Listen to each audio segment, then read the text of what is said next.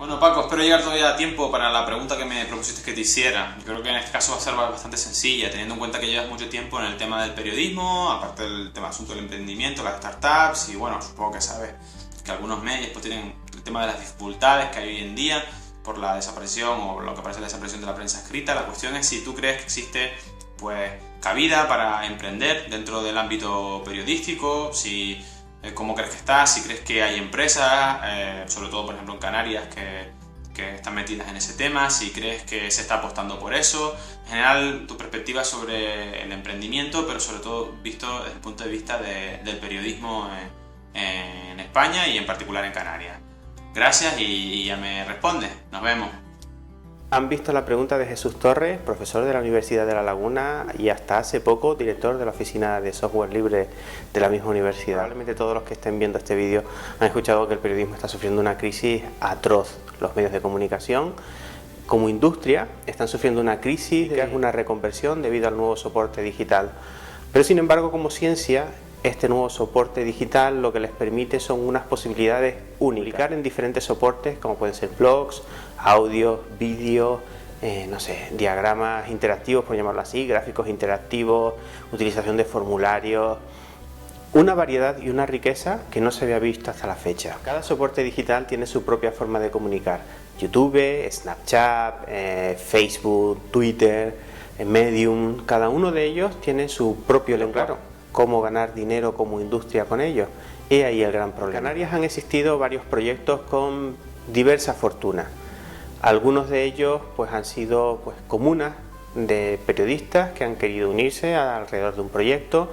En otros casos pues lo que han querido es crear un soporte digital porque es una forma de mantener viva su marca y de poder seguir realizando otro tipo de productos.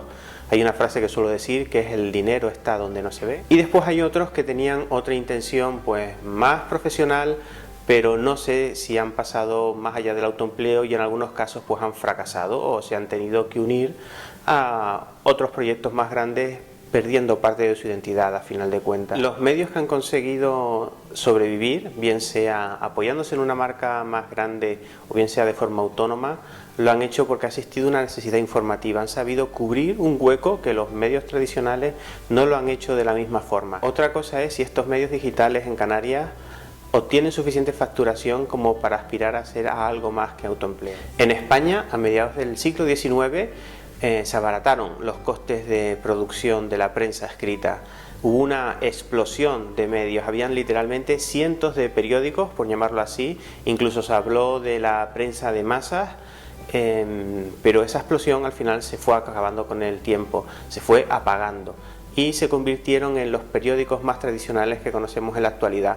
Pues algo parecido ha sucedido en este siglo XX-XXI.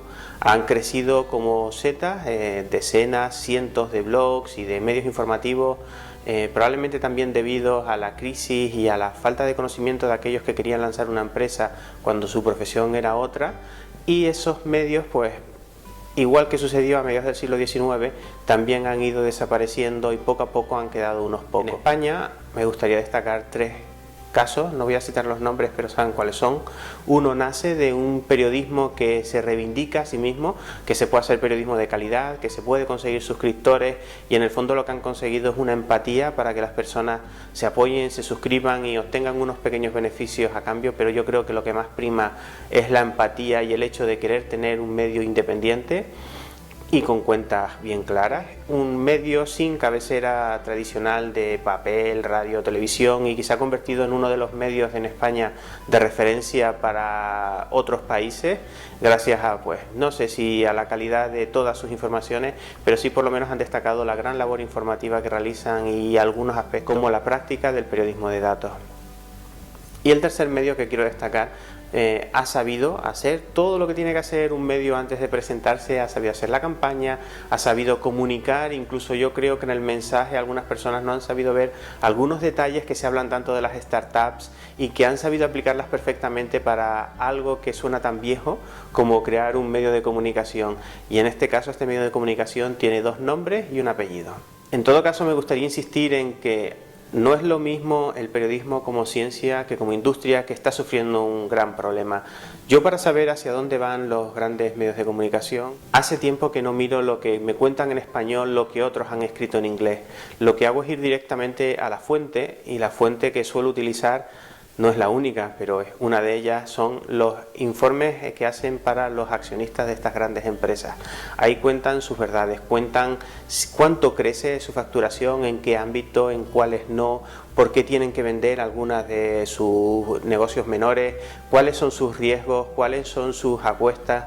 Realmente se descubre muchísimo sobre estas empresas y a qué aspiran a llegar. También hay que tener en cuenta a los medios digitales, porque si hoy en día una de las grandes redes sociales tose, los medios digitales convencionales se abrigan. Es decir, los cambios que realizan estos soportes digitales afectan directamente, influyen directamente en el ámbito de actuación de los medios digitales. Por lo tanto, hay que seguir al tanto de qué es lo que esto, hay que tener en cuenta hacia dónde se dirigen estos soportes sociales, porque al final allí es a donde van a ir también los medios de comunicación, y eso también se ve en los informes de este tipo o en prensa especializada que la hay en inglés. Olvidarse que los que se han considerado referentes, como el Financial Times, ha sido vendido hace poco porque todavía sigue siendo rentable venderlo y porque su empresa matriz necesita quitarse del resultado negativo que tiene, u otros medios que tienen pues 1 millón de suscriptores, sin embargo consideran que su cantidad tenía que haberse multiplicado hace tiempo,